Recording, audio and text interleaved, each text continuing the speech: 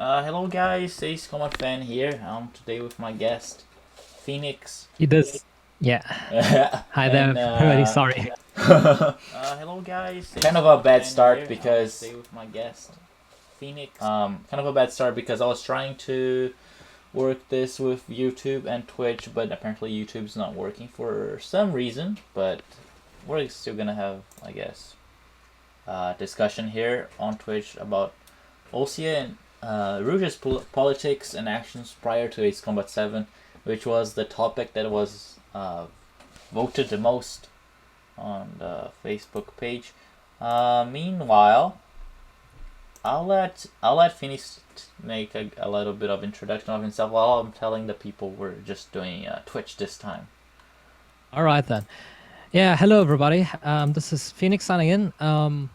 Yeah. About me. Well, I'm a very frequent user of or player of War Thunder, and also I really love the Ace Combat franchise. Played a few games of it, and right now I'm studying aviation, and yeah, my main interests are aerodynamics, strategies, and background history.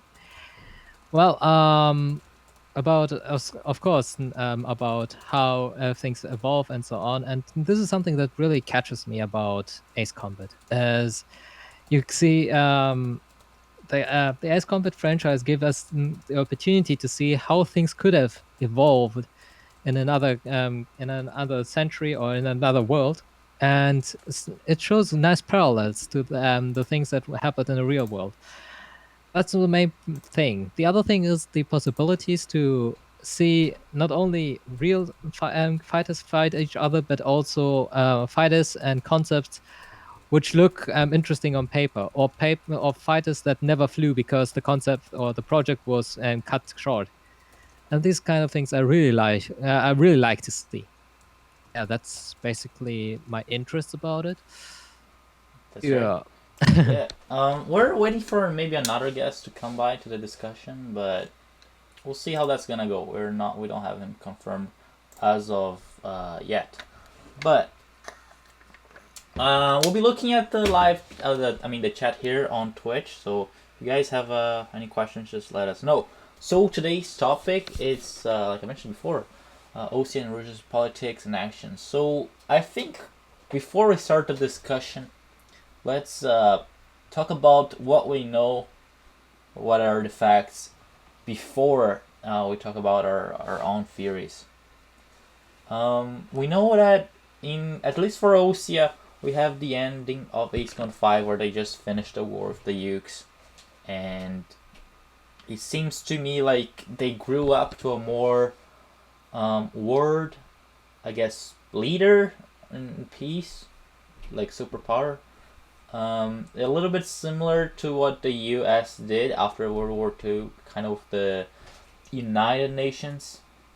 But after that, we don't have that much information on Osea and how its history went. And before we go more ahead with this, I just want you guys that are watching, do you guys want some background music or just keep the way it is?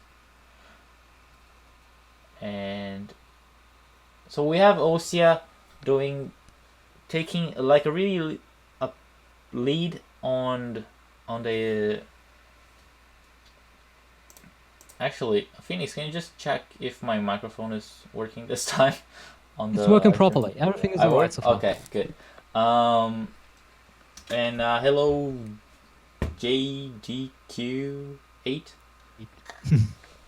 Alright. Okay, so either way is fine, I guess, for the music. And what do we know for us as of Ace Combat 7? We know Osea is coming back as a member of the International Union of Peacekeeping Forces. So then again, Osea is taking the lead against the Erusian aggression. But it seems to me like because it's an international union, there should be more countries involved in the conflict, and so not just Osea, but still we don't have confirmation of other countries participating yet. But it's a highly probably because it's probably the case because you wouldn't just fight as a member of an international union, um, because that would just defeat the whole purpose of having a union.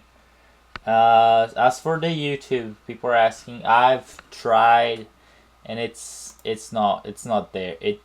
I'm using a software and says it keeps on connecting to YouTube, so I'm not really sure why it's not working. Phoenix, do you have anything to add to Osea? Right now not. Maybe only the sideways political tensions that we know about what happened in the meantime with Slovakia, because the political situation was pretty similar. As this tension grew up and rose, and the battle was the last one, as far as I know from the timeline, what happens war-wise in 2015. That means there was the last, military action from what we heard, and there is, of course, the possibility that these kind of tensions arose once again as soon as this political system collapsed. As we know before, Slovakia was in civil war because of the situation in this country and the political issues. More And around I've got the the feeling that these kind 2015. of situation, yes, waved over, or rather swept over to, and I guess it was the it could have been something like start for a new tension between the countries.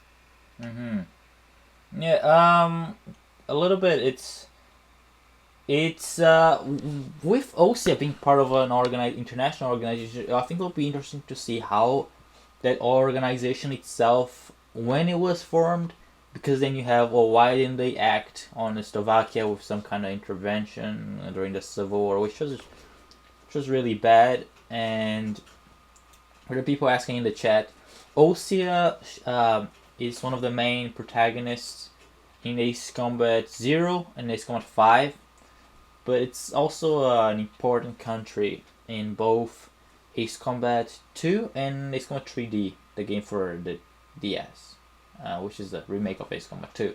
But then again, we're gonna have it come back now in Ace Combat 7, and coming back against Erusea, which is you have an interesting conflict between countries that never came together in the same game, in a similar game. Because Erusea only shows up in the Ace Combat 4 and Ace Combat 5, but in the arcade mode, which is not related to Osea. And so as for Osea, its political scenery, it's not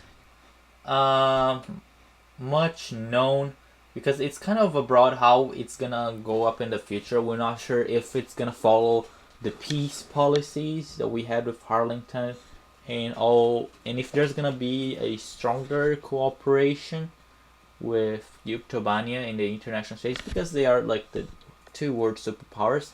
You would initially think that they would be the ones to take initiative to maybe create an international union of some sort, but then again, we still don't know how that union it's gonna affect the storyline of Ace Combat 7. The one thing though that makes sense, that the union is moving against Erusea, having something to do with the space elevator. I remember seeing an interview, and our producer Kazutoki Kono, he mentioned that the conflict would be around the space elevator, which is an international project. We don't have much details on the subject yet, but it's an international project. So it would make sense that the international union would go and attempt to protect an international, I guess you could call, landmark or Joint venture. Yeah. Joint venture program, yeah. Yeah, because it's, of course, and that's the reason why I think Osea is not alone in we can say the Allied side, or our side, I guess.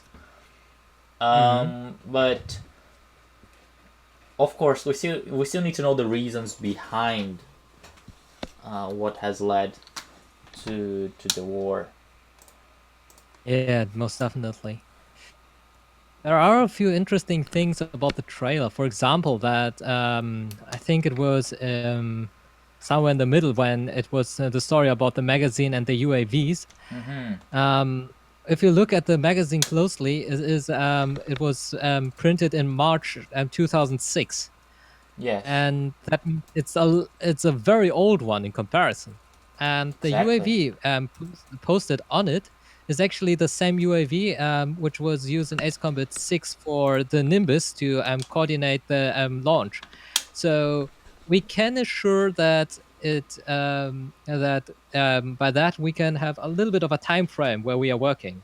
So it will be at least after 2006, and 2006 would have been the year when the resistance started again, which was actually, hold on a second, the Operation Katina began in September Yes. 2000, 2006.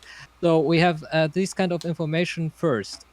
And that means we have a little bit of a note from that the Balkan War and the whole thing is a little bit it is after this happening. And also we can assume that it's also after this after the incidents happening between Slovakia and and oh man, I forgot, Ameria. Mary, yes. So Actually, I didn't catch that. That it was the same UAV from Ace Combat 6. It's it a bit was, and interesting. in real life, this is a UAV made by, I think, Israel, and it is a long. It is capable of flying for a mid long term. I think 5 hours or something like this. And the interesting thing about this whole drone thing is, of course, that we see in the trailer that they are, of course, apparently working with humans and working on projects with them, and also the rivalry up against UAVs is an interesting plot part. But also, I think this is something that we will focus at some point. I guess that there is something going on with the evolution of UAVs Yeah, or definitely. drones against the normal pilots. I Yeah, can't say for sure, but I've got the feeling that something like this made it actually, maybe it's the reason for something like this. Because if you see the situation, it might happen as follows: a UAV is out of control, or maybe even being hacked by somebody else, flies into another country, maybe even armed, and then starts in war. Because this kind of incident and can inflict everything if the tensions are very high. And exactly. especially between peaceful nations, this kind of little something can erupt very rapidly. And I've got the feeling that might be the case. I'm not sure about it, but it might be the case. Yeah, it could definitely have been. I didn't catch the detail that it was the same UAV from Ace Combat 6. That was really interesting. And we have that time frame. We haven't seen much UAV usage in Ace Combat 6. The only one, like Phoenix mentioned, was the one in Ace Combat 6 where they have those UAVs guiding the missiles of the Nimbus, not in an actual fighting position. So I could maybe say that the technology in Strangero in terms of UAV didn't go very well, at least from the previous game. So we could make that assumption, of course, but it's not a fact. Um, but one thing I did notice, and was in one of my most recent videos, is during the gameplay or the demo mission of Ace Combat 7. One AWACS gets to mention that the Erusian UAVs are somehow similar to an Osea made UAV, so it looks like it's a copy of an Osea made UAV made by Erusea, which they're gonna be Mm. using in the war. Um, so I'm thinking this could be one of the reasons to the event with these. I guess you could call stealing of technology. Yeah, Yeah, copying technology. Yeah. copying technology, and interestingly, that fits with Erusea because they had the X2 Wyvern, and I've got mentions that I saw in some sources that it was a UAV at some point. But of course, you compare Wyvern and those small UAVs, you could make those small UAVs for way cheaper and have way more of them and more portable. Like with the Arsenal bar, you could carry way more of them. I think There is 80. actually also, sorry, Yeah, no, go ahead. there's also an interesting link because if you mentioned earlier the Vyvern being UAV first, that actually I think it's referring to the Falcon, and the Falcon has multiple spots like camera lenses all over the cockpit area that actually smoothly fits into the to the little computer head, which is seen on one of the aircrafts in the trailer of Ace Combat 7. Mm-hmm. And it could mean that technology in the basic didn't change too much, especially if you think about the drones being seen from the first trailer with the lighthouse. They are these kind of UAVs that are right now in development for the U.S. Navy, but Mm-hmm. apparently they stopped the technology because of a lot of problems with the whole development and also Mm-hmm. the costs. These Indeed. UAVs actually are interesting if you compare them to the ones that the Rimfaxi had, because the Rimfaxi had this other kind of smaller UAVs, which have been never seen again afterwards. So it's interesting to see in which turns this whole development took, and it might look like they go for swarm intelligence, Yeah, meaning yeah. one system controlling all. I think comparing to real life, the one we see in Ace I think it's the XB47. If I'm not wrong. Yeah, it must be something like this. Yeah. Yeah, I think developed by the U.S. Navy. And for the people who just joined up, I tried making this on YouTube, but I'm not sure. YouTube is not helping me. I might let me try something. Let me try stopping the stream for like 5 seconds, and come back to see if it updates on YouTube. Just 5 seconds, guys. Okay, we're offline. Then putting back now.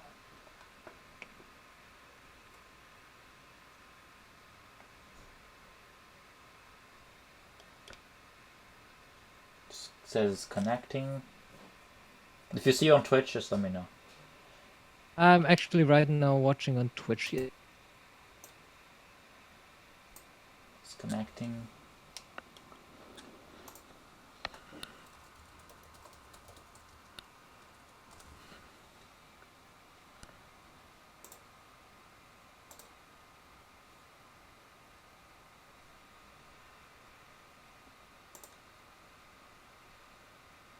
Let's check out on YouTube as well. Yeah. Okay, we should be back on Twitch now, live. Yeah. That's the thing. I have no idea what is happening because Twitch is working fine. Just YouTube, it's giving me a pain because it keeps connecting. But I think I tried. Let's carry on. Anyways, this is gonna be saved on a video because I'm recording, so we can always put back on YouTube in case you're gonna rewatch after. So a little bit on we talked about Osea's history, kind of related to the new game. You get to see more with the history of Osea video, which I'm gonna publish this weekend.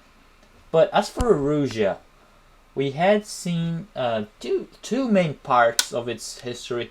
The first one in Ace Combat 4, where we see the campaign of the game, and you have all that kind of stuff with the surrender of the Erusian forces. But then we also get to see a little bit more in Ace Combat 5 in the arcade mode, which is Operation Katina. There's basically this uprising within the Erusian military, and we don't know much about what's gonna happen after with Erusea. Erusea goes into an interim government under ISAF guidance, and somehow it's now back in Ace Combat 7, taking the, I guess, the aggressor position against Osea. And I have maybe a interesting theory on how Osea is gonna play out for Erusea and all that kind of stuff. Phoenix, do you have anything to mention for Erusea? Actually, right now, not. You said actually most of it, what I was thinking as well. Okay, so what about your theory? Do you have a theory? Right now, I think there is always this kind of problem with a lot of nations trying to concentrate to be united under one flag. Um, the and the thing is, of course, the cultural things and also the tensions because of things that happened before. Also, we shouldn't forget that these revolutionaries or terrorist organization that we know from Ace Combat Zero, of the a land with a world without borders. Yeah, They without boundaries. Yeah. this kind of ideology can quickly erupt and quickly get into other people's minds, especially when they are confronted with, for example, their knowledge and their pride. For example, we know that in the early days, Usea wasn't that good in aerial dogfights. In comparison, I think it was, where was it? I think it was Yuktobania, or was it, which country was it? The Nation really was it? really good in dogfights. Sorry. Really good in dogfights, you mean? Yeah. I would have to say Belka. I guess it is Okay. Yeah. There we go. Belka. the most Sorry. experienced history. Yeah. So Belka has a very good air force, and for example, obeying right now after being in an ISAF under a command of pilots and generals who haven't ever flown or real sorties or haven't got the best experience or the skills for it, can build up tensions between the sides, and that can turn out into organized coup d'etats and other things, because the frustration and also the pride that these people are having can go overboard, especially if they know they can't do anything to help their nation. For example, we know over the years and decades that UCR had politics which are questionable in many ways. If they are, for example, doing something which is, of course, again, profitable for themselves but not for the others, that can also rose up these tensions, because you are actually saying this is a peace treaty wage thing to get pilots and aces from other country into, so you get united with them. But also it means that you have the enemy in your own rise, in your own Military. army. Yeah. So if anything happens, these kind of people can rise up against you, and this is maybe something that could happen. Yeah, which is kind of what happened in Ace Combat 5 in a way, with both Grabark and Offner working on the two sides, like, trying to start up the war. That's the thing. Yeah, exactly. So, I'm kind of interested to see if Belka is gonna somehow show up in Ace Combat 7. That would be a total surprise as of now, because we don't have any indication.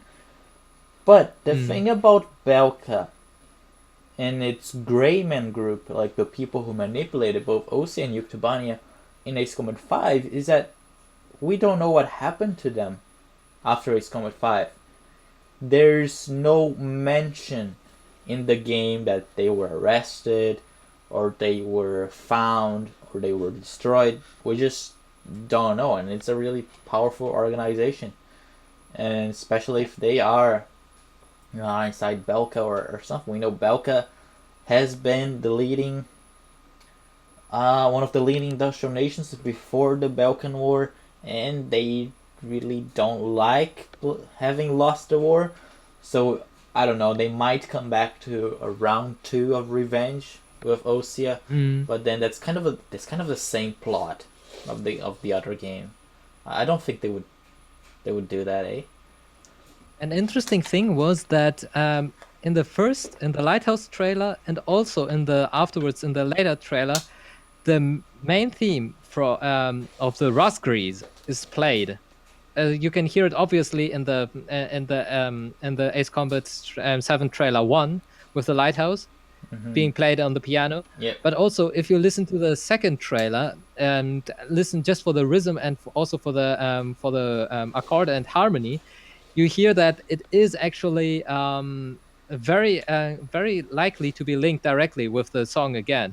So we might have something like a reborn of this kind of situation. But that actually points out at your theory about these mercenary pilot organization, which we will face up later on, or in Ace Combat 7, which is related to it. Because we've got a similar situation then for the military or the pilots we are confronted with. And for I think Dan is asking here in the chat. I mean, we can't presume they were arrested because the Oseans found out about the Greyman. But the thing is, I could see that happening, but only within Osea's territory. I don't see how that would be possible if the members of the Greyman were still, say, inside Belka. I just don't think that would be something that the Oseans would be able to do. Now, jumping to my theory, and I'm still gonna make a video about that. So if you're listening, then you got to see it before. But my theory is that after Erusea lost the war in 2005, if I'm not wrong, in Ace Combat 4. So after Erusea lost that war, its government was replaced by an allied government made up of, ISAF personnel or people ISAF wanted to rule Erusea, basically. And with that going on, you saw the uprising with the Free Erusea movement, and where Mobius 1 was deployed. It's interesting how it on the briefing of the mission, whoever the operator is says that Mobius 1's capabilities are basically the same as an entire ISAF squadron, which makes sense. Of course, he's the ace of the game. But if you are in an allied force and one pilot can account for several other pilots, and then if it wasn't for that unique pilot, I would say your air force is pretty bad. For the people asking in the chat, ISAF is the allied forces from several different states. Just like Dan said, it's just like the OTAN for the countries in the continent of Usea that they were trying to stop Erusea. So basically, ISAF's not a country; it's just a couple countries together with a military. But like UN Special Forces or something like this as well. Yeah, just like OTAN with Erusea being Russia, and basically ISAF was comprised of several smaller countries, so not a superpower like Osea or Yuktubania or that kind of sort. But if you play in the game, if you play in the refueling mission of Operation Katina, which was the plan to stop Free Erusea, if you play on the refueling, you can notice that the paint scheme of the refueling plane is actually in Osean colors. Now, some people have mentioned this to me many times. Yes, maybe they were just reusing the paint scheme from Ace Combat 5 as an asset. That makes totally sense. Because also in Ace Combat X on the PSP in Aurelia, it was the same thing. It was an Osean painted aerial tanker in the Aurelian Lacefian War. That's okay. But it makes sense later on. If we think that ISAF became obsolete and it ceased to exist because either it was too costly or wasn't working out with the members, or the countries needed another power to reassure that Erusea was not going to fight them one more time. then I believe that Osea, or not just Osea, but the International Union and its peacekeeping forces are basically replacing ISAF as an older or organization. I think too that if you think about it, on in before the events of Ace Combat 2, Osea was supposed to sign a defense agreement with some countries in Erusea to provide them with a defense pact, but that ended up not happening because of coup d'etat in the year of 1997, I think. So Osea Yeah. tried. Sorry, go ahead. It must be about that time then when the coup d'etat happened. Wait, May 30th, rebel forces launched rebellion across the Eusian continent, fearing the loss of mining rights and the And invasive Osean forces. yeah, exactly. The thing is that Osea did not act at the time because the treaty signing wasn't signed before the coup d'état. So Osea kind of stepped outside. Yeah. Question from Sir Max: if ISAF ceases to exist, will they keep Mobius 1? That's the thing, because Mobius 1, we don't know which country he belongs to. He belongs to the ISAF, which isn't like several countries, so we don't know his background. We don't know if ISAF gets replaced, does that mean only Osea will have its military there? Or would it work together with the militaries from the smaller countries? And if so, if Mobius 1 goes onto these smaller countries' air forces, which one would be? And also the thing is, after Operation Katimia, AWACS mentioned something about Mobius 1's gonna retire, so he has to think about whether he wants to stay in the Air Force or not, or something like that. So I believe we might not see Mobius 1 just because of these so many variables, and there's also the age factor. Ace Combat 7 is happening 15 years after Ace Combat 4. Something like this, yeah. Yeah, which is kind of 15 years is kind of a long time in a fighter pilot's Regular. yeah, Definitely. and we don't know how many we don't know how many how age he joined. For JDQ8, no worries. We'll have this podcast available on YouTube after it because I'm recording it, so you're not gonna miss anything. But another interesting thing is actually that you mentioned right now about the timeline, how long the pilots can stay, and so on. It's also about the technology, how it evolved. For example, the character we see in the trailer is quite old, I could say, to get the reference of Solid Snake. Yeah. He's quite an old geezer already, and he's up with the latest technology and the whole things, but he's apparently struggling to keep up with the machine. And this is also a thing because apparently the technology rapidly evolved over the last decades. We see in the trailer a lot of laser guns firing and rail guns firing at each other. And for example, we saw the same things on Ace Combat 6, for example, for the Nosferatu with the railguns. And also in laser fire, we saw already a bit earlier. For example, in Zero, we saw the first laser guys, the Biven. But the size is rapidly decreased, and also they are more aerodynamically shaped, which means the technology behind it must be going on for a long time and a very rapid pace. So the concentration also seems to be on mass destruction by force multiplier. This stupid commercial word that a lot of military companies use for things like the Raptor or the Lightning II here in the real world. For example, the Raptor that is shown in the trailer has got these missile gun pods or rocket pods with all the external weapons bay, I guess you could call that.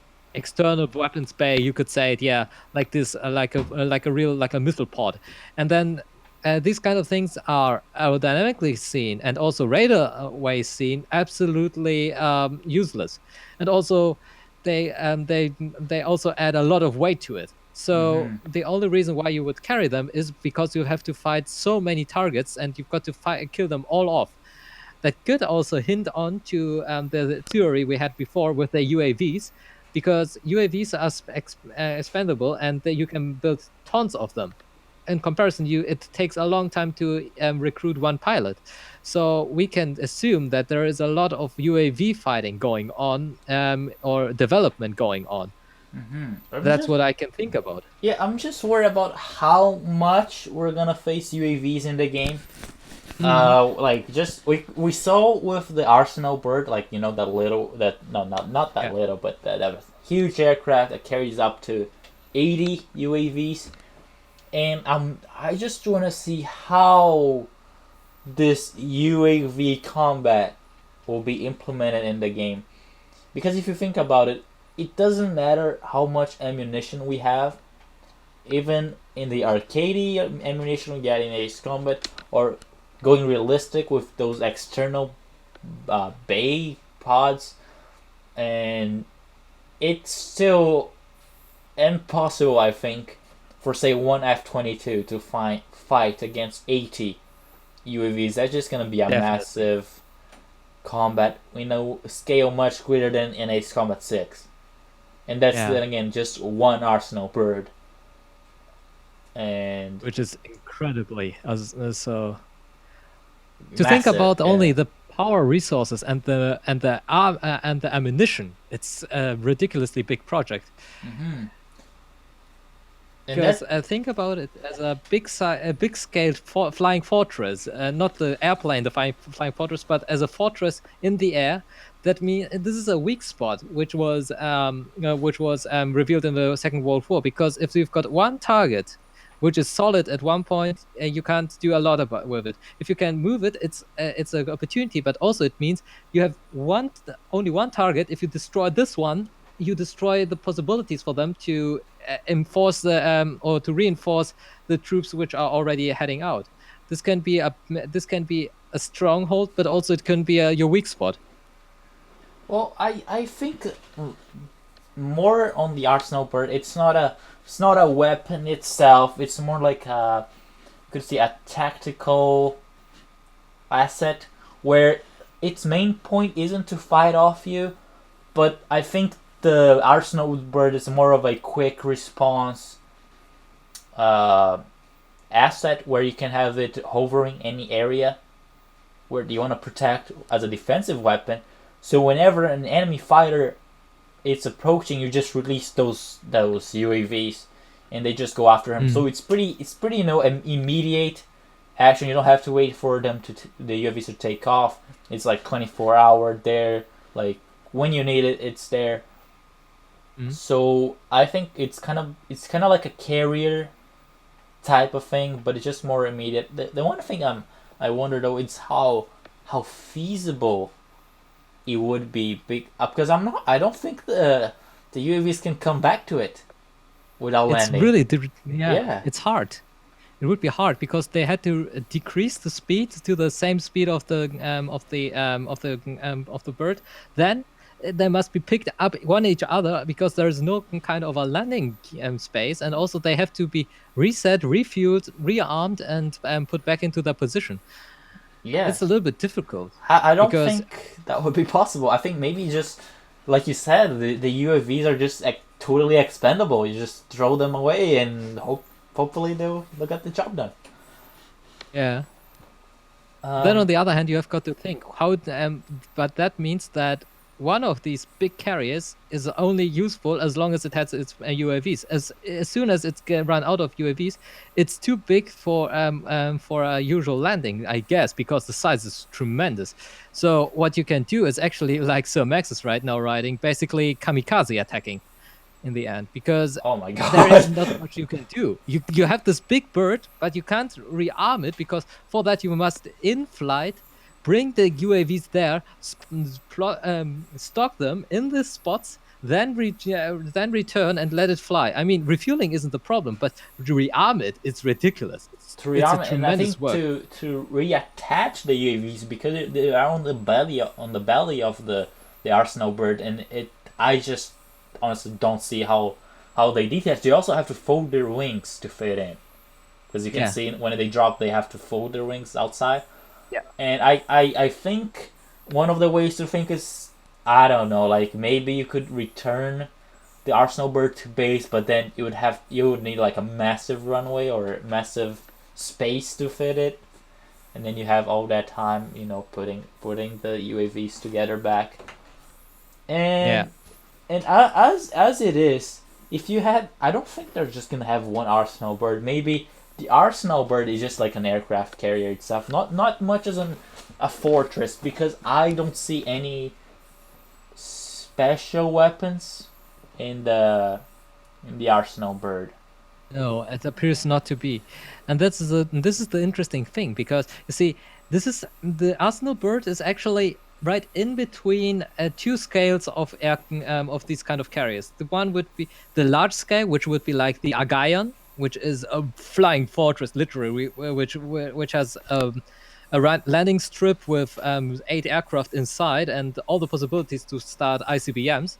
And then you've got and on the other hand, you've got smaller crafts like the projects that used to happen also in the Second World War or a little bit later by having two fighter jets on the bomber and then release them. Yeah, These are the two options. I saw it and it was really interesting. The thing that I think is really interesting about the Arsenal bird is that it's not a jet aircraft. It's actually a prop.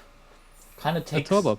Ace Combat like a little bit back, but then again, it just serves as, I guess, to strengthen my opinion that it's more like a 24-hour vehicle, because it's of course way more fuel efficient, and the design looks very similar to, oh my god, I forgot the name of the plane, the one that went around the world, the electric one.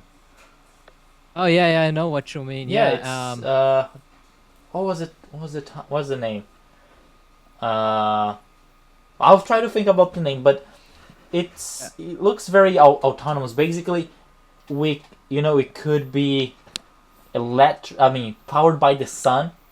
So maybe have like those solar panels on top. Solar panels, of course, in our real world, our solar panels are not that efficient yet. But of course, it's strange what we're talking about. So it could be like a 24-hour be there aircraft carrier in the air, and I guess just come back to base, put the drones back, and sortie again to protect whatever the place is. But we saw in the, at least I noticed in the gameplay analysis that AWACS mentioned something about Ocean technology being stolen by Erusea. But then this was not something I found out by myself, but I saw it really way back. Someone on the internet made a comparison between the belly of the Arsenal bird and also the design of the Arc bird, either the Arc bird or the Arc bird's laser system. And I kid you not, they have the exact same shape. That it could be that this is an Ocean-made technology that got, I don't know, copied by the Erusians, just like the UAVs. But if you go look on the internet, I'll see if I can find the image later on, post on my Facebook page. But someone made a comparison, and the shape under the Arsenal bird and the shape with the Arc bird's laser system is the same, indicating that maybe the Arsenal bird could carry the Arc bird type of laser, or put some armaments under it. It's actually an interesting point, because as you said, the construction philosophy in the Arc bird and the Arsenal bird are very similar. You can not only tell by the color, but also by the aerodynamic shape. So I think it's Sorry? the Arc bird first, but then realize as a space fighter, it would be useless for their missions right now. Focus on that what is most important for them. And that could mean that they scaled it up in wingspan, so it will fly without any kind of problems for a long time. set it up with turboprops, so it will fly with these kind of propulsion.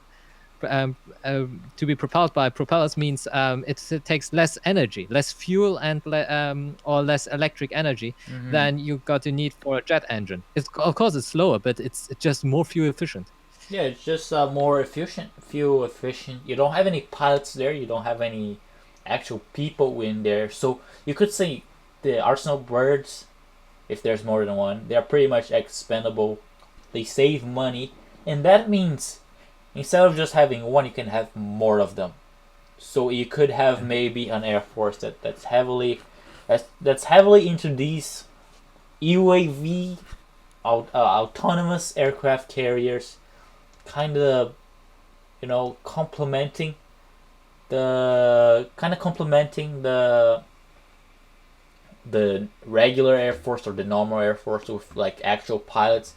So you'd have the defense perimeter made out of this UAVs, and just in the Yeah. center you'd have the actual manned.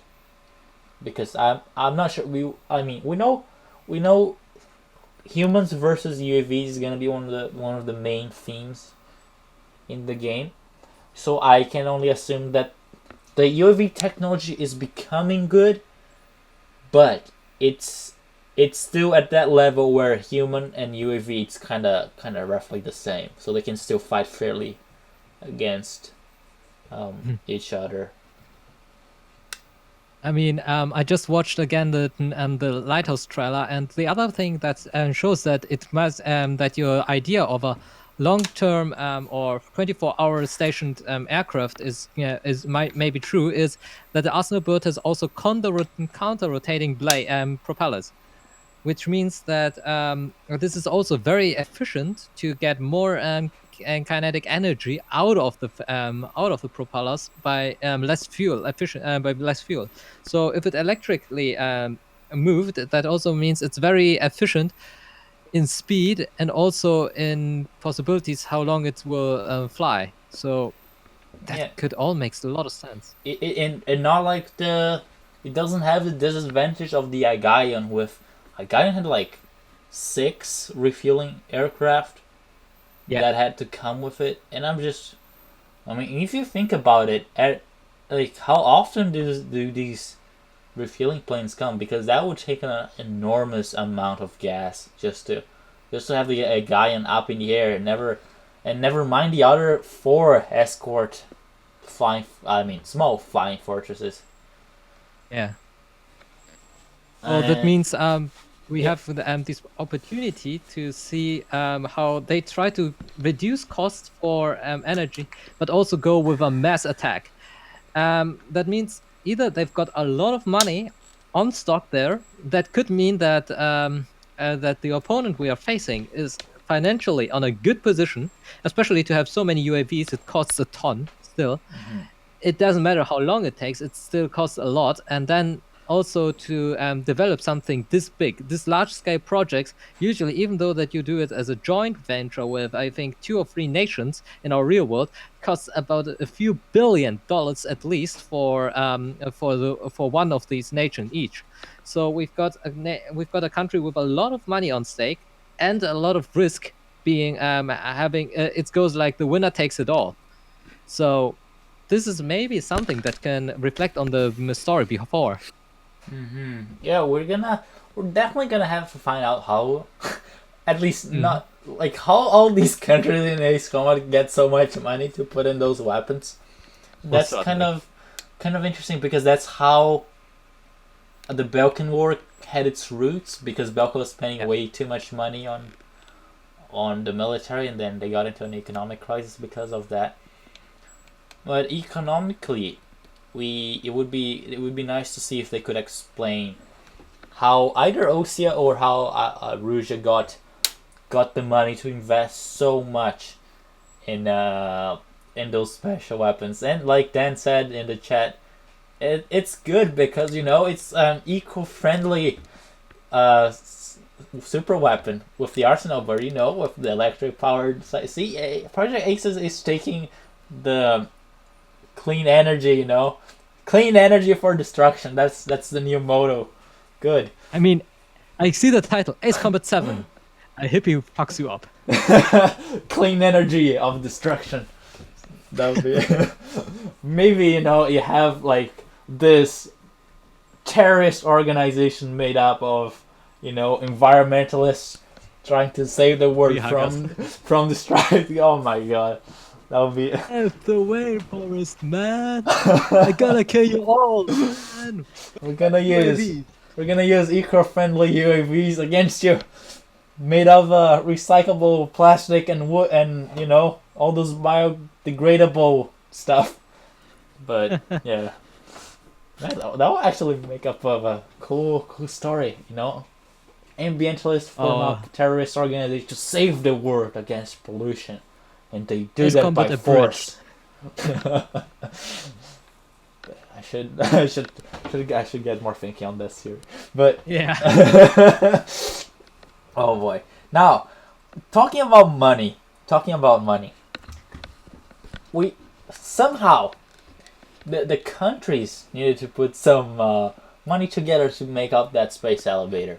Of course, we know it's an international project, because you wouldn't see even in our real world, you wouldn't see a country alone doing that. And kind of the same goes to Stranger.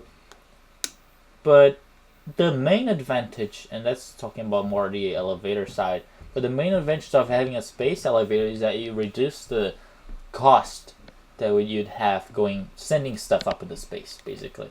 From what I saw in research before, I think today to send up like 1 pound of whatever the stuff is to space is like $22,000.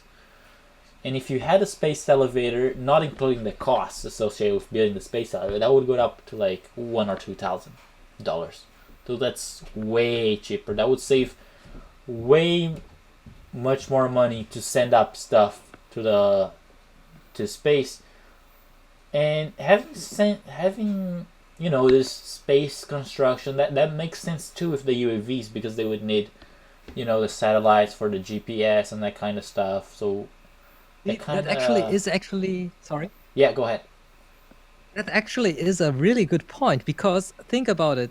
There is only one mass driver, as far as we know, who launched things into space. If there is a more cost-efficient way, what will happen with this project? What will happen with the opportunity to earn money by that, which is a lot of money? It is if a lot you of compare money. it. And say you conquer space with the space elevator.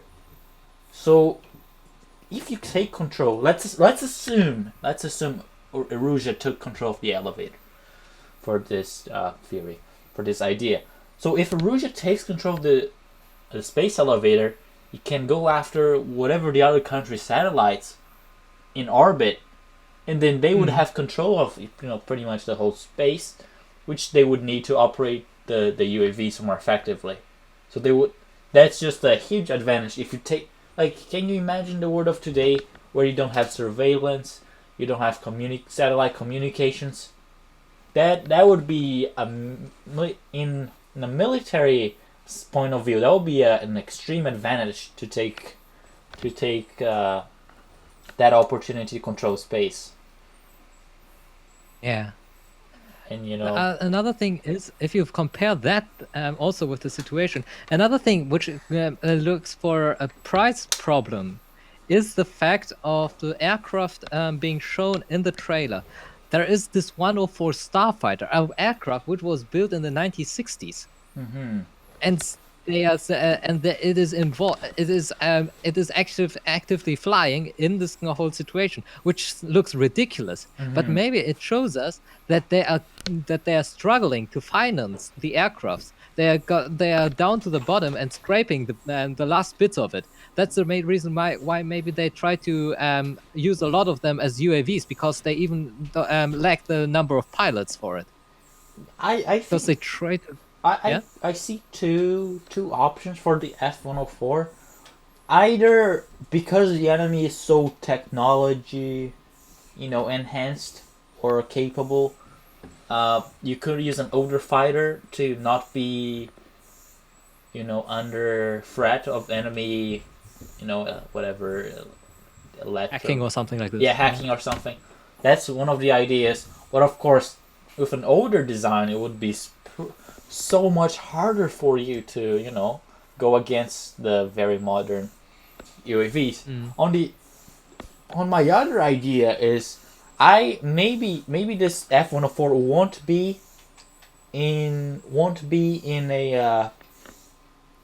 the main plot of the event, so you're not gonna be using it during the war.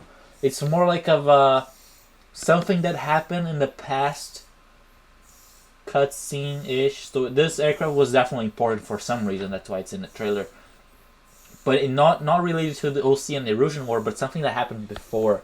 More, I think, maybe testing related, or maybe developing the technology. But not. I don't think maybe it will be combat, but it could be as well. And I think we'll be able to choose it in our mission if we want to, and we'll be able to kick ass with it. Actually, that is one point I really hope, which will be that we can choose again all the aircraft we want for each mission, not like on Ace Combat 7, Ace Combat Assault Horizon, sorry. Don't confuse the two, man. Yeah, it's like, in Assault Horizon, this was one of the issues. If you are in an adventure, if you say, okay, I can use an F-16 even to go for the final boss because I know the agility is way better, then you should be able to do so. And this is something why I say I always give the advantage to 6 up against Assault Horizon, because this was one of the main points. And I really hope that they bring it back, because we need the opportunity to decide for ourselves which aircraft is more suited for our kind of flying in this kind of situation. And maybe this is also something that will make it more obvious for us if we see how the pricings are for the aircraft, how long it will take to research another new aircraft, and so on. If we're gonna have that system in Infinity or something like that, or just like in the other game where you just basically unlock and you can buy. One of the things, it's in the comments there. They're talking about. Let me scroll back. The issue of building a space elevator is that the country who has it, or who built it, or where the elevator is, has a very large advantage against the other ones.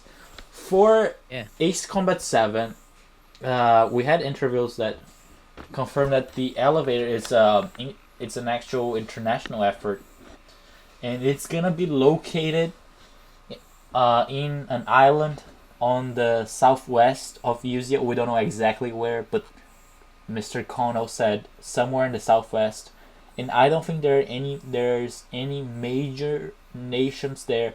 So I see two options. It's either a really small nation where the elevator was built, or it was in a neutral territory.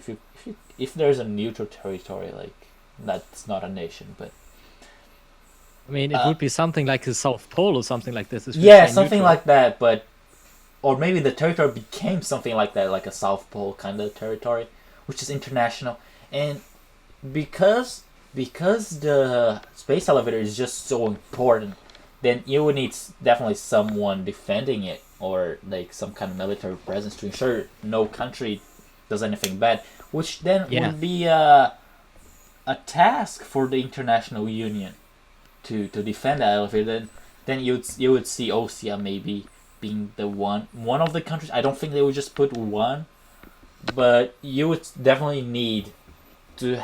It would be important to have that elevator built in a neutral territory and have it protected by a international organization. It could definitely be something like this, right? And another thing is just to talk about the politics behind it. If you build something like the space elevator and make it an international project, there is always the issue of talking like, well, you said you will help us by funding it, but you only did the 5% or something like this. It's really like this, from university, from school, working as a team. One person at least is slugging off every time. And if this person tries to earn its rights on it, and you're getting into discussion about it, or maybe he is the reason why there is a major flaw in it, which only he knows. Then he can threat you with it. For example, saying, "Well, while you have built it, I know I planted a nuclear device in it. So if you fuck up with us, we will detonate it, and you're all gonna die." This kind of Yeah. backmark will happen as long as it's a United Nations project. I mean, there's always the chance of that happening, and it could be like in a group project where you have this one guy, he wants something out of the group project, but you have these other people in the group project, they don't like the guy, so they just want to stop him or take him out, but you kind of can't. But he could still say, oh, well, too bad, because you're not going to use the space elevator for this, because you did this in your country, so my country's doing this to you. You're not, and the other country all band up together. Then maybe the Rouge gonna feel isolated because of it. They feel like betrayed, and they're gonna take action. Say, like, hey, that was not fair, and then if you're not gonna let me use the space elevator, then I'm gonna take advantage. I mean, I'm gonna take action because I helped in this project or something. Then it would not be fair. Yeah, it's like this thing about a funny thing is also you can simulate an incident by yourself. For example, in the real world thing, the 1939 issue of the Germans claiming that the Poland soldiers captured a radio outpost was actually a thing that was an act by the own army faking it by wearing Polish military uniforms. So this kind of a little incident in between can declare war. And thinking about the space elevator, it's saying, for example, we found a detonation device in it, and it was made in, I don't know, in a country which was in this nation in this unity, and he tried to detonate. He was a terrorist behind it. It's a Cupid, and actually it's because of the black man in the background. This could happen to provoke a war by just one simple thing. And it could also be like purely economic, reasons. Like, say Erusea with its space company, I mean aerospace company, the EASA. Say they're growing too much, and then you have Grunder on the other side with I don't know, you can call it Osten or Belkin. It's kind of both. Then Grunder wants to stop EASA from growing. They're saying no, we should stop the Erusians from using the space elevator. They're growing too much. Let's do something for the people we know in the government to make them stop using the elevator. And it's kind of similar as to how a country can use a project like this for economic gains. I know Mr. Kono said in an interview that the space elevator and its story in the game is not based in any real world stuff. Not because we never had a space elevator, but because we don't have that many international projects. Although you could mention maybe the International Space Station, but think of it as maybe the Panama Canal. Like you can go from the Atlantic Ocean to the Pacific Ocean. It's purely for economic benefits, such as in a space elevator where you can just send stuff to space for cheaper. But who actually controls the Panama Canal? It's a company, and if you look at back in the days, like say World War II era, the United States had control over that region, even though it's not a U.S. territory in a way, but they still had military control because they had the advantage of sending ships from one ocean to the other instead of just going around the whole America. And yeah, it could be we could also have the economic factors behind the war. Just a quick side note, have you checked Discord? The Discord? No, I haven't. Sorry. Oh my god. Okay. Maybe our guest will join up. I just saw it a few seconds ago. Yeah, I wasn't looking at it. Well, it happens live. Wow. Sorry, we have someone new in our, I guess, podcast. Please introduce yourself, sir. I thought you were gonna introduce me. Alright. Hi, I'm tired. Alright, I'll introduce you then. So we have that was not the kind of motivation I was expecting. I You know, I could bring up the joke right now with, "Hello, welcome, tired." Okay, I'm basically just we have our another friend of mine from our Steam group. He's just gonna join up with the commentary, and this is, I guess we can call him Major Missile or Major or Missile, whatever that yes. kind of stuff. So have you been following the live stream? You know what we're talking Yeah, about? I was following for like, I don't know, the last 20 minutes or so, and you guys didn't seem to notice me. I was not looking at Discord, Yeah, and yeah. it's fine. I'm the one who fell asleep anyways, and I just woke up and realized, oh shit, the live stream started. Yeah. Anyways, we're just And I see you guys are doing. talking about space elevators. We were, and how like how does that, how that can go on the military kind of stuff, how can affect the economic kind of stuff, all those different factors, also the political, because having a space elevator, it's quite politically an advantage, as Yeah. you might You be would able to think tell. that what they'd be doing is that they'd be developing, like, at the time during whenever the events of AC7 happening, they're starting to develop satellites that are weaponized, but they haven't done it yet, and maybe you end the war before then.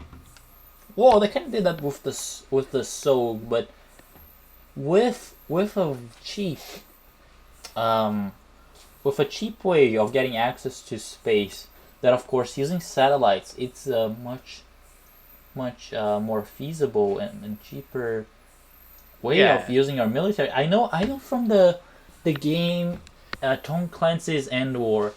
There's basically this World War III between the U.S., Europe, and Russia, and one of the interesting weapons, that each country has like a major weapon. But for the U.S., they went to space, and they have these satellites on orbit. And basically, what these satellites do is just that they just drop like a missile, and the missile falls whatever they want it to fall. yeah. But the missile isn't the explosive type. Instead, it's just a It's kinetic rods from the energy. gods, It's just right? it's just like a That's what heavy. It's just like a heavy weight. You just drop wherever you want, and if you drop from that high, it's gonna make a boom. Yeah, I've heard about this before. Basically, it's a long titanium rod or tungsten rod. Yeah. Tungsten. Yeah, they refer to it as rods from the gods, and basically, it was a way to get around a space treaty that keeps you from launching nukes into space. Because you're not launching Lukes. You're just Yeah, you're it's just just a launching a really long anything. Literally anything can be this kinetic rod. Like you'd have Yeah. to define it pretty well. yeah. It's basically a So heavy, a and long object that's heavy. Then you can just drop wherever you want. it's very important that you have extremely low drag with it as well. But yeah. Yeah, I think wasn't I don't know, because I didn't play the Call of Duty Ghost. Was that the I, one? I didn't I don't know. I just know about this concept. I built a fueling Kerbal Space program. Oh my Don't god. ask what use I had for them. I mean, this kind of orbital bombardment and this kind of view is actually quite effective. The thing is, literally, size doesn't matter, because of course, you can increase it by you can increase the destruction by its size. However, only just about a small size object can accelerate to over Mach 5 or 6. Then dropping it to a zone, for example, like where a nuclear plant is enough that that thing literally erupts the whole thing. The detonation would be so immense that the plant will explode, and of course, the nearby area would have Well, been polluted for the next 100 years. yeah, that's not really how nuclear reactors work. It won't really explode at all, and even then, getting it to I mean, actually, by No, no. Yeah, What I you mean getting it is, to actually spray out a bunch of radioactive material isn't particularly easy to do either, but it can happen. I mean, you could just you could just drop another one. These things would be incredibly cheap. Just Especially if you as have the far as space elevator. Like we just yeah, send if you have the a space elevator, you could send up a billion of these things, no problem. The main cost of sending one of these things up is affording a rocket, and since these things are massive tungsten rods, then of course they're mm, very dense and heavy, so that's going to need a really big rocket, and you'd probably want to send up more than one. But if you had a space elevator, all you had to do is just put it in the little dolly car thing and pull it up, and then boom, you have you have your a weapon space that weapon you for. can strike anywhere, anytime, and you Well, you pretty had much to own the develop a world. launch. You had to develop a Yeah, launch vehicle for it, you of need to course, your to put it satellite, on. but with the space elevator, that would I guess be pretty. Yeah, that would handle the launch. Yeah, so you just need to have it up there. But one other thing is like, why would you have to put the space elevator? Because we've talked about this before. It gets way cheaper if you to get access to space. But would there be another reason? Would there be like a space weapon? Would there be like the debris of the Ulysses asteroid you have to deal with? You wanna destroy them? You wanna mine them? I mean, mine, to get the natural resource from it. Is yeah. there Yeah. something valuable? So I think getting to space is one of the advantages, but knowing Ace Combat, I think there's another reason. Maybe connecting to Ulysses, or I don't know, maybe a military project.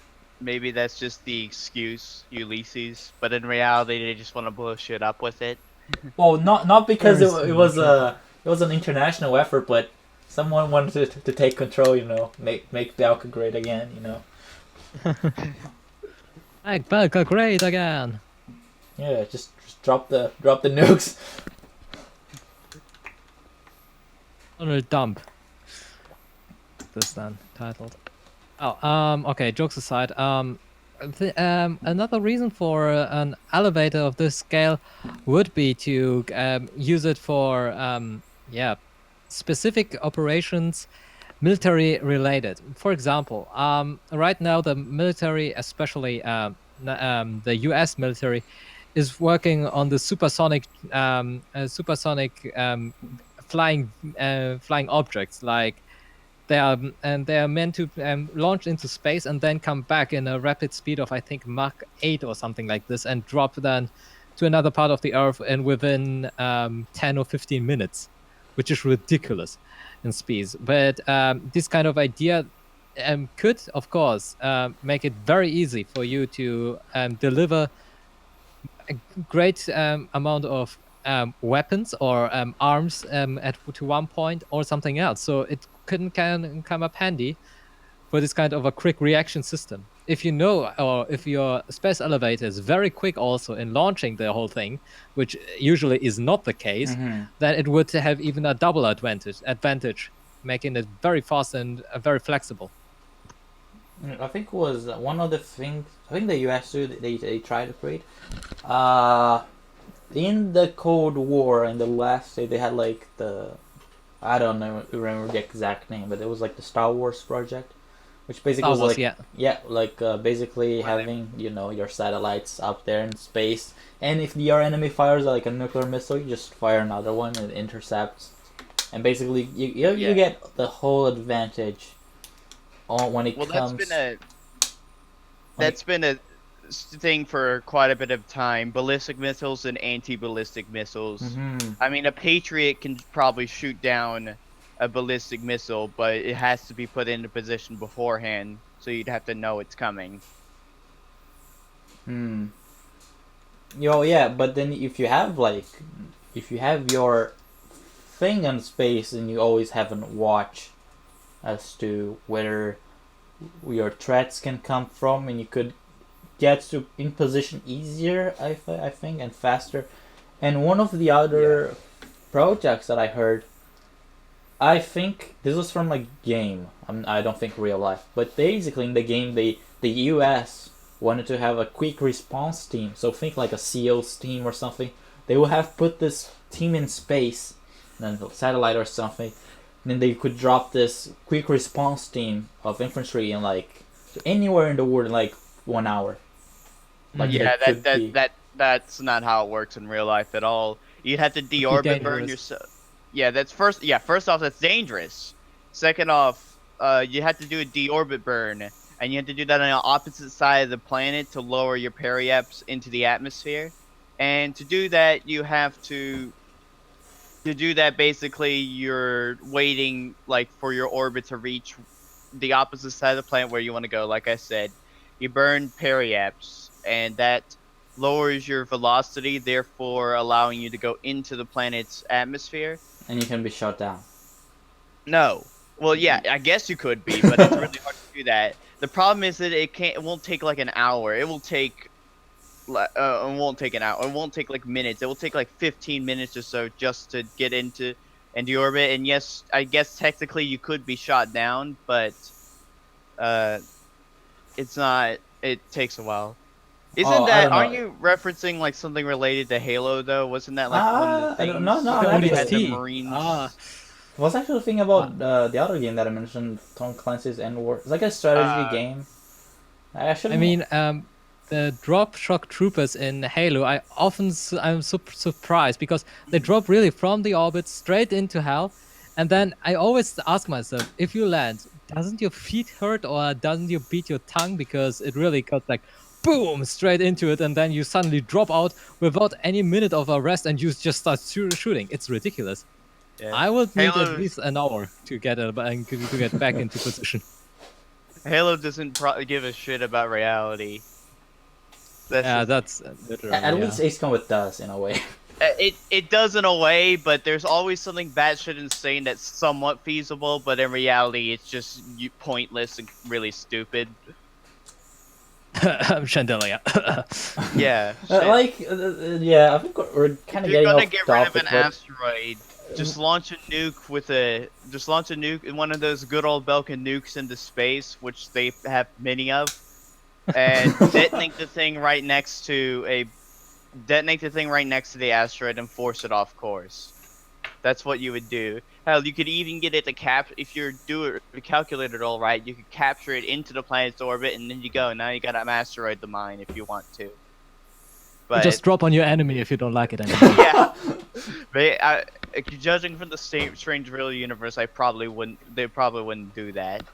I think Capture if they go into the mining aspect, and hopefully, God forbid, there's a space mission, not like in Ace Combat 3, but like in Call of Duty Infinity.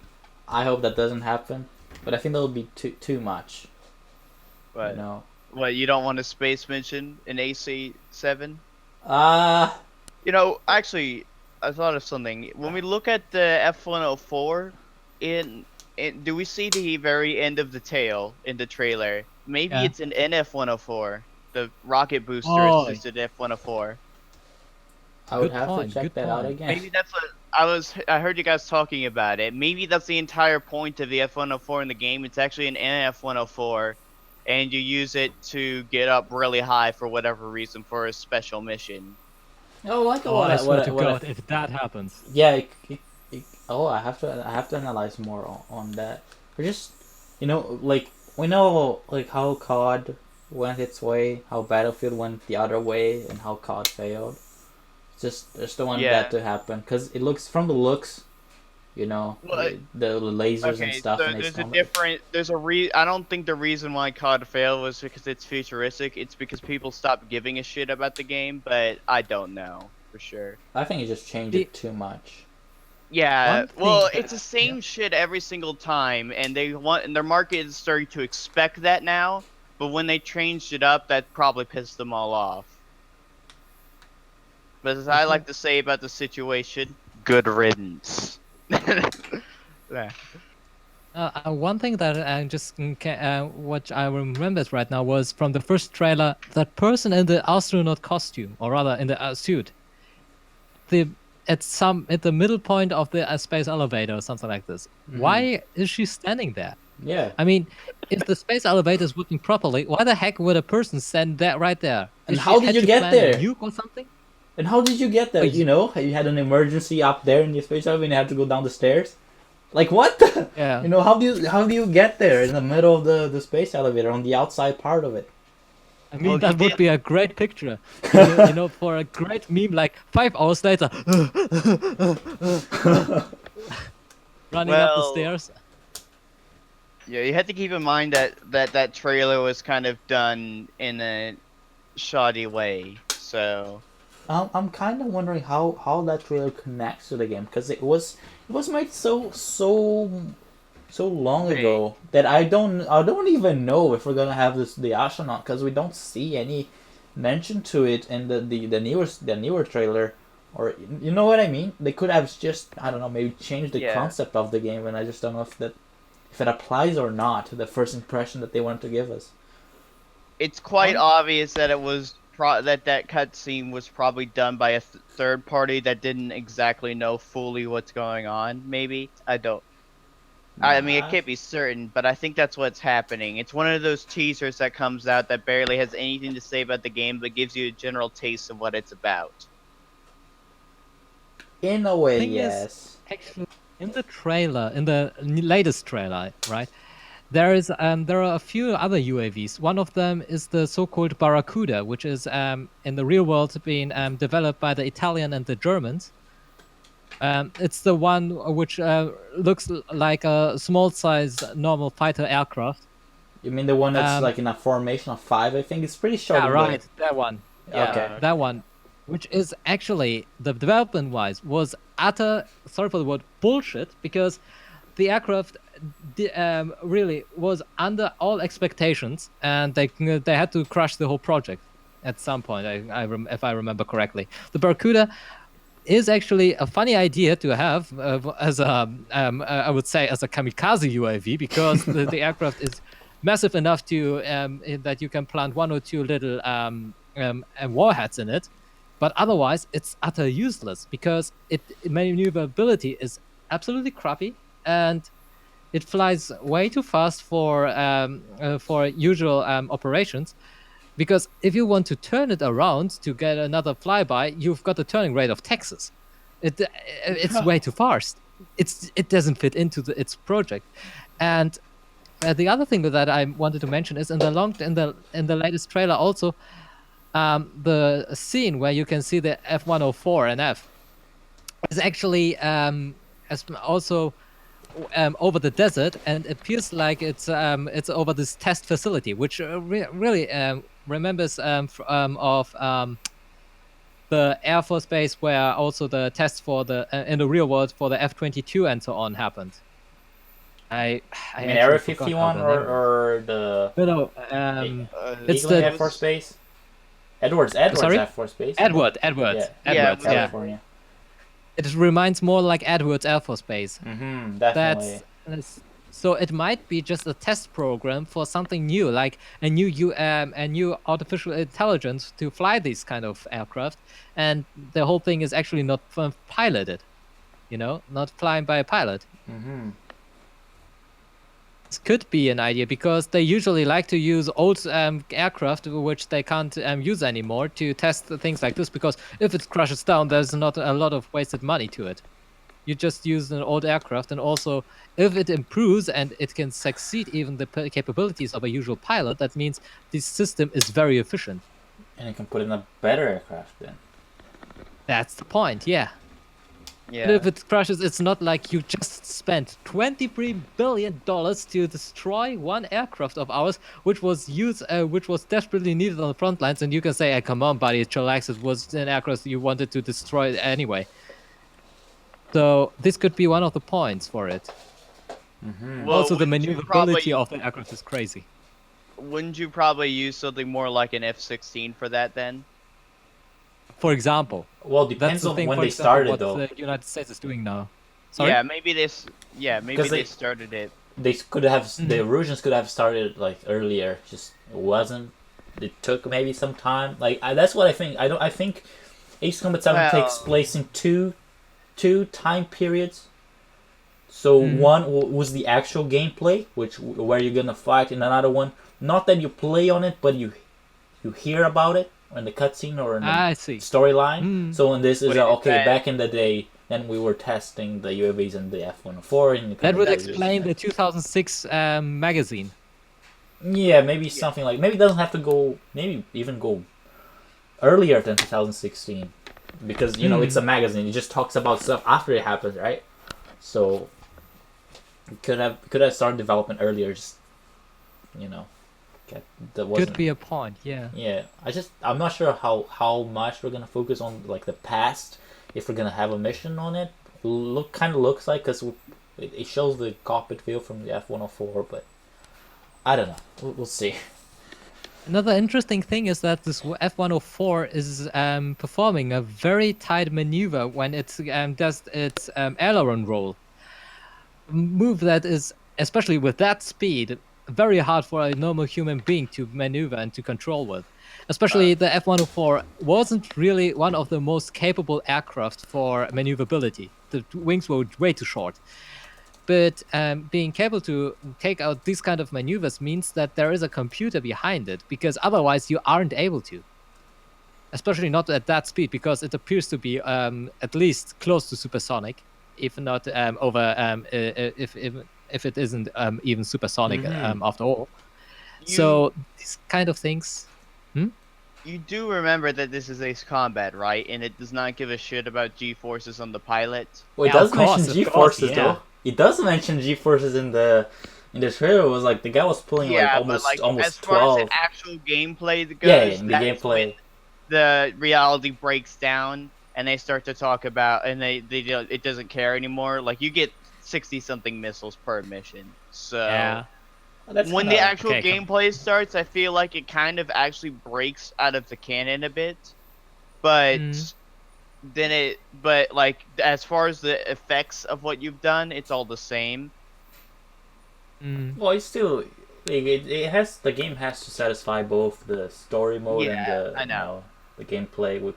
Because One of the points which are a little bit interesting then is also about these one thing seen when the computer tells impermissible total load risk of G-lock, with the suit with the simulated suit turning all red then on the that's pretty screen. Is realistic. G-lock's supposed to be asleep, or is that an actual term? It's a G-lock G-force is a term induced which loss is- of consciousness. Okay. So Like, I you knew actually it probably had pass something to do out. with that, but I didn't know if that was the actual term or if they were just pulling that out of. No, that G-lock is. A G-lock actually was the threat that happens to this one ape ham when for NASA when they started, because the aircraft the rocket itself had high vibrations and was accelerating way too fast, and it was the possibility of G-lock was coming closer and closer. And just before it was really happening, they abandoned the whole thing, and somehow he came back alive. Otherwise, he would have died.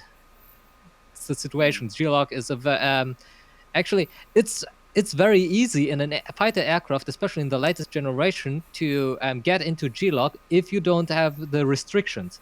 If you don't have these security restrictions in your fly-by-wire system, you can easily maneuver aircraft into a G-lock, and you instantly fall unconscious. Yeah. Mm-hmm. Or make Yeah. your head explode. Yeah, the weakest Does spot of the G-lock- aircraft is you.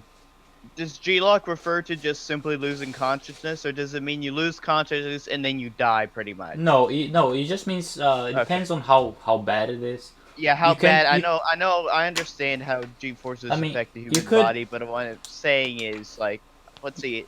You could just lose your consciousness and go to a sleep, but then most likely your aircraft is in a not in straight bad in level, course. so it's gonna For that end to up crashing or go too high, stall and crash. But if you go, one of the more, if like a really extreme case, I think you would die because there's no blood in your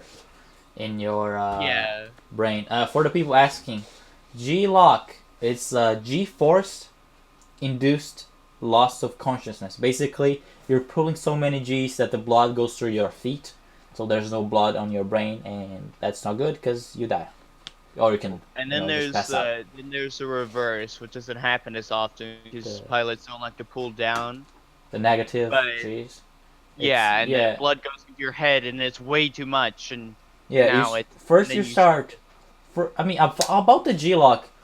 If you're losing the blood on your head, you can also first lose your vision, but then you still have the consciousness, so you can still control the Yeah. plane in a way. You're just not gonna be able to see, and that goes gradually the hell? because you lose the vision goes from color to like grayish, like you know the tunnel vision, and then for the opposite, for the negative G, it goes from normal vision to a bit red. Then it gets really red because there's so much red out. blood in your eyes, and then I think if it goes to the extreme, your eyes can pop. So Ugh. yeah, Yeah, it's it literally is a nasty shit if you go for it. There are a few pictures of people having these red outs and afterwards literally had popped eyes. It isn't very tasty to look at that one. don't get into the G-force, guys. Don't Yeah. be extreme. Never ride jet coasters for that reason. Okay, jokes aside. But actually, Unless you're Mobius 1. the reason why I think this could also relate back to our political thing, what happened before. Actually, to think about it, that in the trailer, the main character, or rather the old geezer who's coming out of the airplane, is actually literally obviously very old. Could also mean there is a shortage on good pilots. Because that could explain why he is still in the Air Force, even though that is only for development.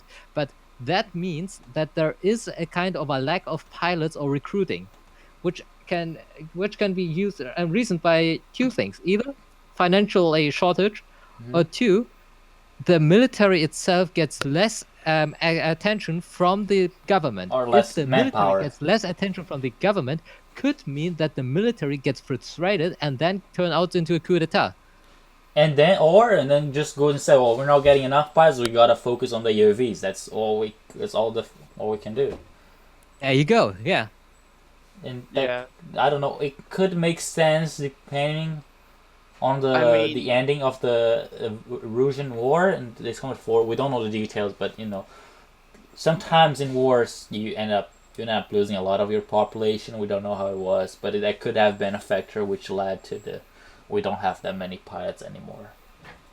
Yeah. Yeah. Well, it could have been that they're just gonna play the card. Oh, he was the best, so he's got to be the one in the thing, even though he's old as shit now. But even you can be the Even best. Then, yeah, it doesn't make sense, but your skills still decay because of Yeah. your age. You can be still But they- good, but you're not as fresh. But yeah, but what I'm saying is that's probably what they're going to explain it with. Not really anything else, even though that kind of doesn't make much sense. But that kind of goes with my Yellow 13 theory. But it's just a theory. Yeah, it does go with it. But it Just- also wouldn't it be funny if his name in the trailer is just a code name and actually is soloing? Because if you think about it's a group. Apparently, the group is all from POWs, prisoners of war. Then it might mean that he, as a rebel once and used to be pilot, could be a perfect target. Because if he dies, nobody cares about him. Yeah. He's just a mercenary, one of million others who is just there to be spent either to die instantly or on a difficult way. If he dies anyways, why won't you use him to to try the new technology you've got? Especially, you can say, okay, you will fly this plane, but if you screw up anything, we've got a self-detonation device on it, so don't fuck up. Yeah, exactly. Well, you have to keep in mind that he was fighting in Erusea. Or he was fighting in Osea, at least. Yeah. We don't know which side though. But we don't know which side, and he didn't do it with an aircraft, he did it with an AK-47, so... Yeah. So they could have captured him then, they could have just scooped him up and like, yeah, you were part of the Balkan War? Yeah, come on. I just think he would be, I think, too old to... Yeah, I mean, how old would he be around that time? Do we Well, have he a was- time on when he was AC7 20 took there place? is He was 28 in the Balkan War, then 38 in the Ace Combat forward, and Ace Combat 7 would be over 50. So Yeah. yeah, I think it's kind of too far on the time. Anyways, guys, Wait I a think we're second. getting close to Yeah. we went too much time. I would kind of wanted to make this shorter, but I think we had a pretty solid discussion. Yeah, one thing I noticed though when I definitely. click on the link, are you actually streaming to YouTube right now? Because when I did that, it said I it was tried it. It's not working Okay. there. But I have it Okay. recorded, so I'll put it on YouTube later on. So it's Ah. archived.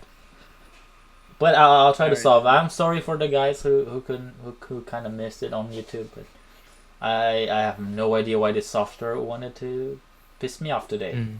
But Well, I missed I'll it have as well, there. so or most of it. That's fine. You'll be able to look it after again. Yeah.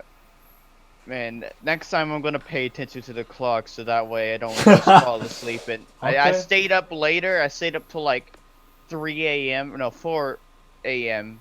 No, 5. 5. It was 5.